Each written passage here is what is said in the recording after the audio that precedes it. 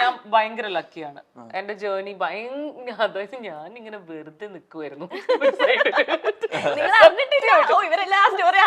അല്ല ചേച്ചി ആദ്യം ഈ ഇതിലൊക്കെ പങ്കെടുത്തിട്ടില്ലേ?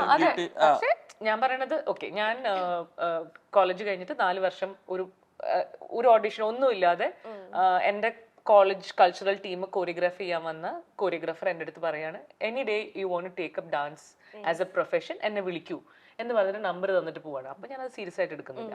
ഞാൻ 3rd ഇയർ കഴിഞ്ഞിട്ട് ഞാൻ MBA ട്രെയിനിങ്ങിന് ഇരിക്കുമ്പോൾ എനിക്ക് മനസ്സിലാവുന്നു എനിക്ക് കണക്കറിയില്ല എന്നുള്ളത്. അപ്പൊ ഇത് ഈ പരിപാടി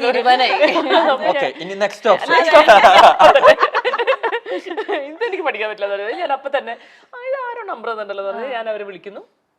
And I joined a dance company, like just like that, okay? എന്നിട്ട് ഞാൻ 4 വർഷം, it was such A beautiful experience. എൻ്റെ ക്രിയേറ്റീവ് ലൈഫിൽ സത്യം പറയുകയാണെങ്കിൽ ആ 4 വർഷം എന്നെ ഫോം ചെയ്തിട്ടുള്ള പോലെ വേറെ അങ്ങനെ ഒരു ഫോർമേറ്റീവ് ആയിട്ടുള്ള ഒരു എക്സ്പീരിയൻസ് ആയിരുന്നു. ഒരു ആർട്ട് ഫീൽഡിൽ പ്രൊഫഷണലി ഞാൻ വർക്ക് ചെയ്യാണ്. When I was in my 19 to 23 അങ്ങനത്തെ സമയത്ത്.